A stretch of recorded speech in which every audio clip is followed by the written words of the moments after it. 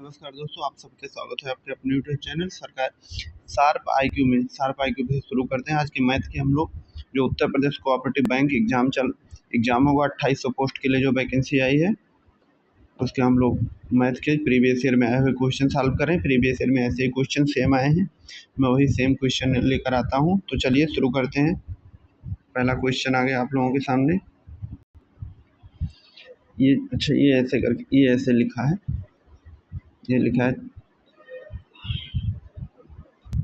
32 गुणे 3 पे पावर 4 है। इसके बाद 81 गुणे 2 पे पावर 5 है। खटपीट कर लेंगे। देखिए इसका टोटल का मान कितना आ जाएगा, 2 दूना 4, 4 दूना 8, 8 दूना 16, दूना 32। ये तो पूरा कट जाएगा। और 3 त्रिका 9, त्रिक 27 दिया 81, ये भी पूरा कट जाएगा। तो इसका मान कितना आ जाएगा, 0। कटपीट के पूरा आ गया 0। ये 3 की पावर 4 81 के बराबर होता है, 2 के पावर 5 32 के बराबर होता है। चलिए नेक्स्ट क्वेश्चन करते हैं। ये भी ऐसे ही क्वेश्चन आते हैं, चलिए देखते हैं।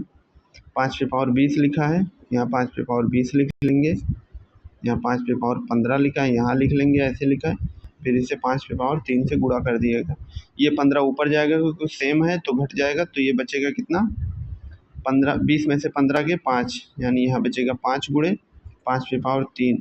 ऑप्शन इसमें दिया है तो हम लोग सिर्फ 5 और 3 को जोड़ लेंगे। 5 तो सेम है, 5 पे पावर 8, 5 और 3 जुड़ के कितना हो जाएगा, 8। इसका राइट आंसर हो गया बी। चलिए नेक्स्ट क्वेश्चन करते हैं।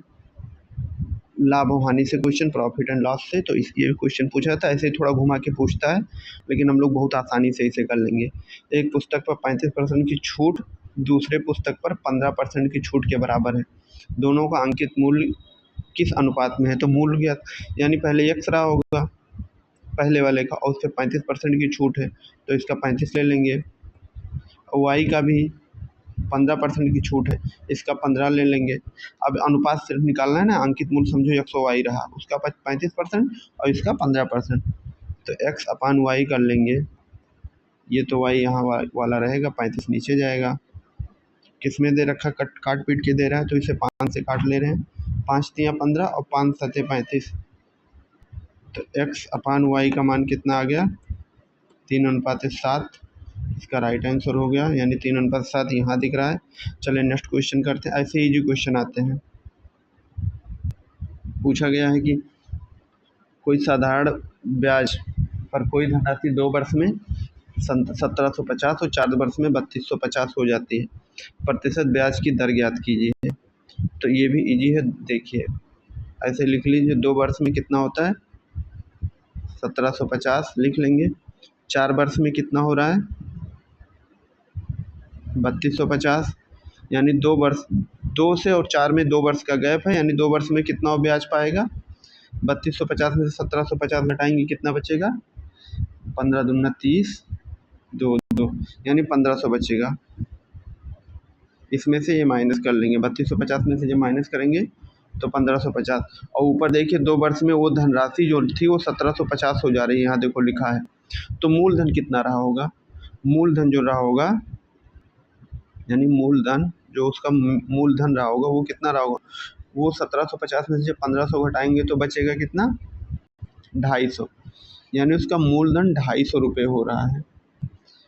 250 रुपये हो रहा है मूलधन। तो हम लोग सीधे काट लेंगे। 2 वर्ष का है ना, तो इसका 1 वर्ष में वो कितना पाएगा ब्याज, 1 वर्ष में तो वो पाएगा, इसका आधा कर लेंगे, 750 रुपये ही तो पाएगा। या 2 वर्ष में भी समय 2 लिख लें, या तो 2 अगर समय 2 मानेंगे तो 1500 लिखना पड़ेगा, समय 1 मानेंगे तो 750 लिखना पड़ेगा। तो साधारण ब्याज का फार्मूला लगा ले रहे हैं। साधारण ब्याज बराबर, साधारण ब्याज कितना मिल रहा है, 750, मूलधन कितना है 250, दर कितना रहेगा पूछा गया है, और टी कितना, समय कितना रहेगा, 1 वर्ष माने हैं तभी तो 250। अगर यहाँ 2 लिखते हो तो 1500 करना पड़ता, और फिर बटा 100। अब इसे काट ले रहे हैं, ये कितना हो जाएगा, 25 से काटेंगे, ये हो जाएगा 5, और ये कितना हो जाएगा,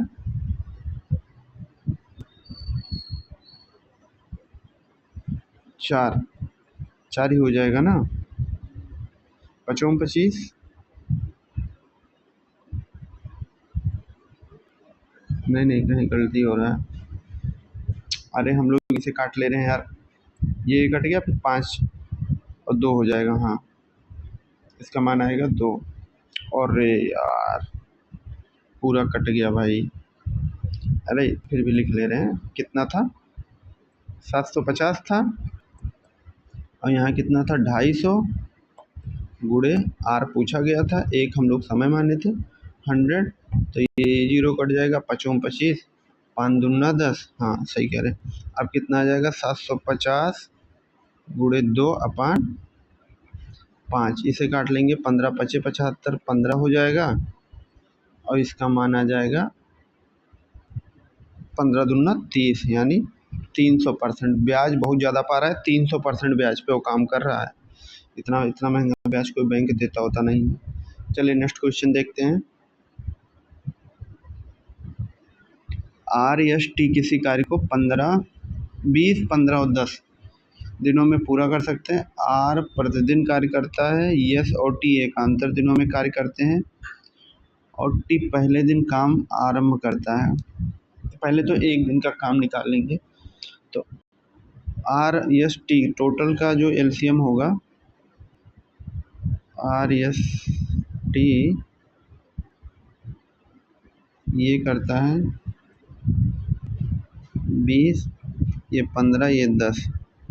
तो इन सब का LCM हो जाएगा 60।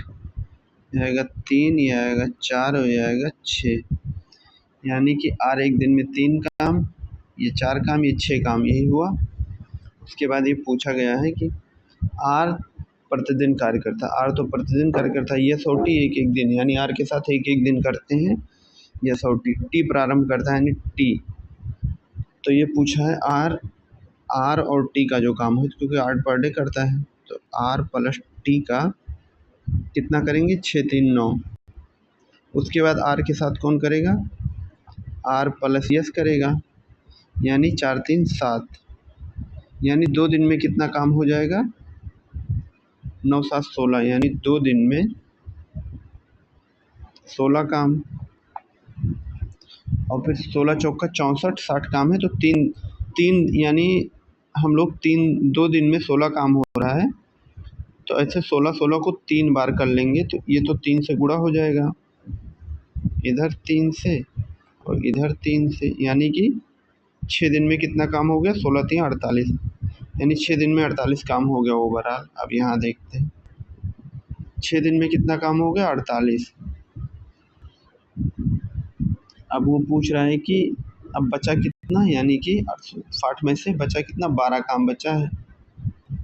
12 काम बचा है। फिर R और T कितना करते हैं? 9 काम। तो 7वें दिन 9 काम और हो जाएगा। 7वें दिन 9 काम हो गया, तो कितना हो गया? 48 और 9 कितना हुआ?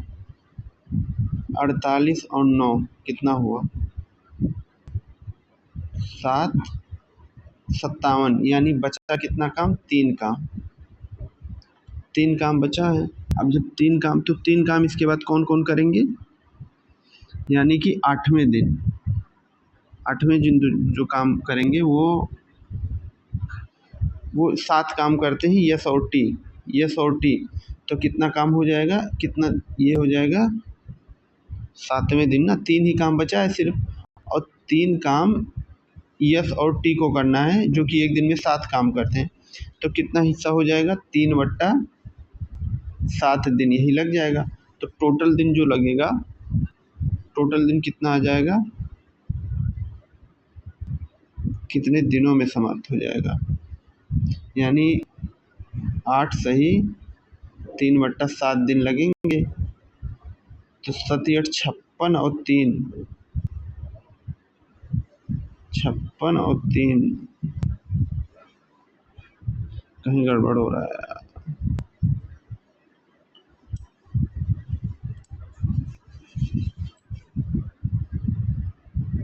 नहीं 7 रहेगा यार, सॉरी सॉरी भाई। हाँ, ये 8वें दिन नहीं, 7 दिन ये हो गया। 7 दिन यहाँ तक तो किए हैं। 7 दिन तक 57 काम कर लिए, और प्लस ये 8वां दिन 3/7, यानी 7, 7, 49 और 3, 49, 3, 52। 52/7 दिन लगेंगे। 52/7 दिन, ये देखिए समझ में आ गया ना। ऐसे ऐसे करके लगाएंगे तो आ जाएगा 52/7 दिन। चलिए नेक्स्ट क्वेश्चन किया जाए। ऐसा इस टाइप का भी क्वेश्चन आता रहता है, इसलिए मैं लेकर आया हूँ। थोड़ा सा घुमाव रहता है, लेकिन भाई ये सब क्वेश्चन किए रहोगे तो एग्जाम में थोड़ा इजी क्वेश्चन ही आता है, तो हम लोग उसे आसानी से कर लेंगे। चलिए देखते हैं। कहा गया है 2 पाइप ए बी एक टंकी को 6 और 8 मिनट में भर सकते हैं, यानी टंकी 6 और 8 मिनट में भर सकते हैं। यदि एक कार्य शुरू करता है और उन्हें एक एक मिनट के एकांतर के रूप में किया जाता है, यानी कुछ टाइम ए करता है, 1 मिनट ए करता है, फिर बी 1 मिनट, यानी 2 मिनट का टोटल पहले काम निकाल लेंगे। तो टोटल कितना हो गया टंकी, टोटल मिनट कितना में भर सकते हैं अगर 8 और 6, इसका एलसीएम निकाल लेंगे कितना हो जाएगा, 6 और 8 का एलसीएम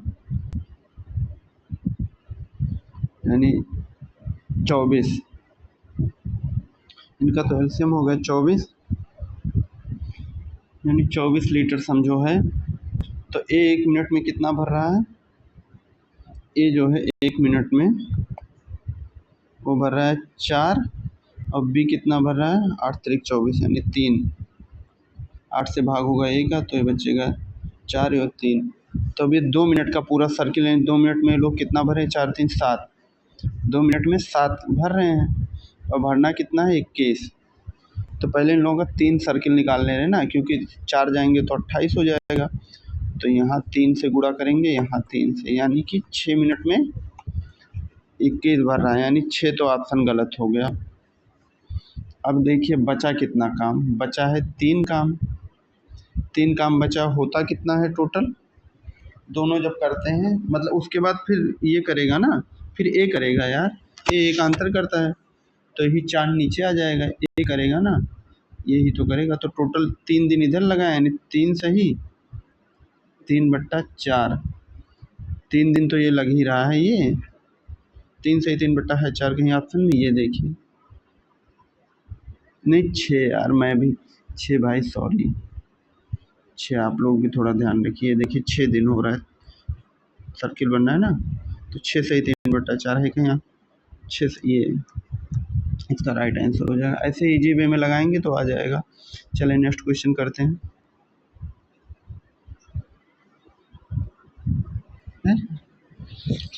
गलत श्रृंखला ज्ञात कीजिए। इसमें 3 4 8 24 88 364 और 1368 दिया गया है।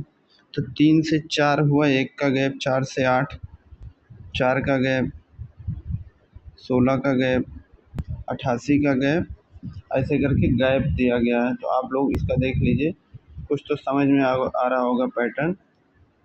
इसका कितना गैप है, 1 का गैप है, फिर इसमें 1 का गैप है, फिर 4 का गैप है, फिर 16 का गैप है, 16 का गैप है, उसके बाद 88 और 16 कितना हो गया, 88 और 16 यानी कि बचा 6 30 और 50 56 और 8,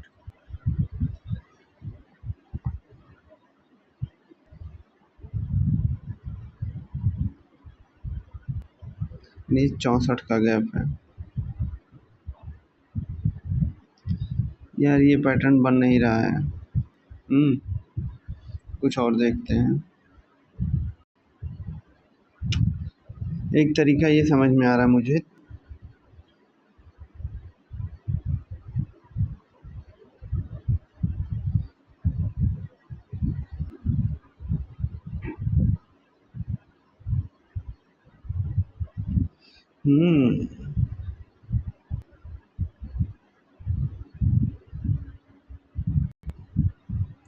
ऐसा कर लेना, 3 + 1 कितना हुआ, 4 हुआ, और फिर 4 + 4 कितना हुआ, 8 हुआ, फिर 8 + 16 कितना हुआ,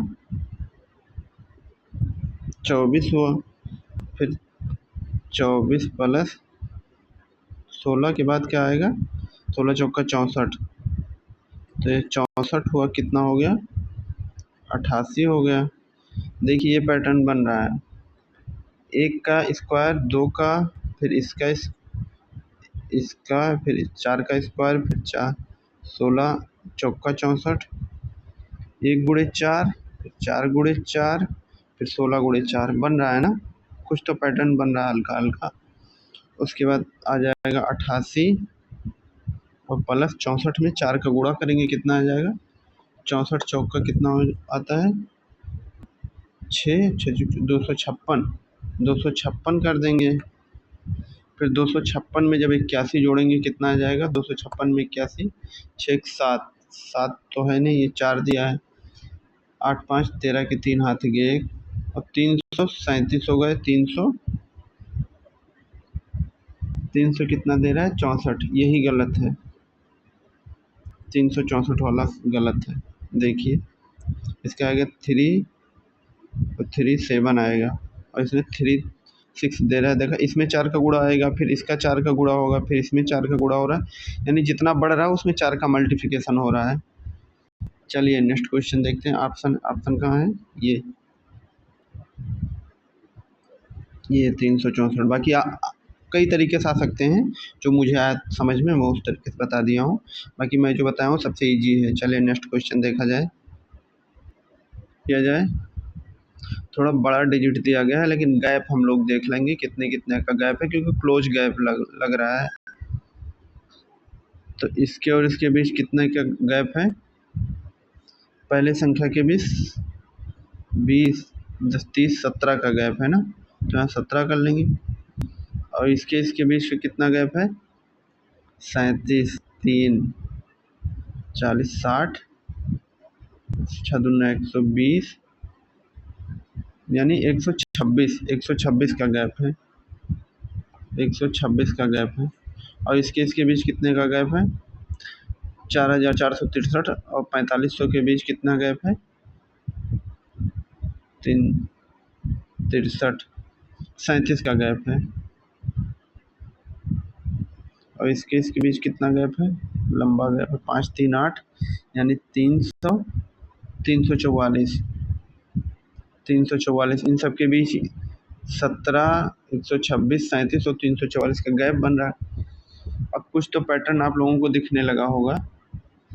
देखिए ये पैटर्न क्या दिख रहा है?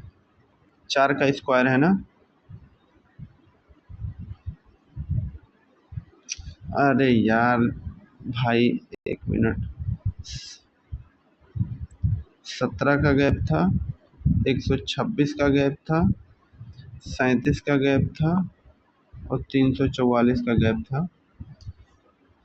पैटर्न ये दिख रहा है कि ये 4 का स्क्वायर प्लस 1 हो रहा है ना, और ये 5 का स्क्वायर प्लस 1 हो रहा है। 5 का क्यूब हो रहा है, 5 का क्यूब प्लस 1 हो रहा है। फिर ये स्क्वायर में जाएगा तो 6 का स्क्वायर प्लस 1 हो जाएगा, फिर ये क्यूब में जाएगा। तो 7 सत्ता 49 और 49 343, 343 प्लस 1, यानी हाँ 7 का क्यूब प्लस 1 जा रहा है। उसके बाद तो ये कितना बन रहा है? कहीं तो गड़बड़ हो रहा है।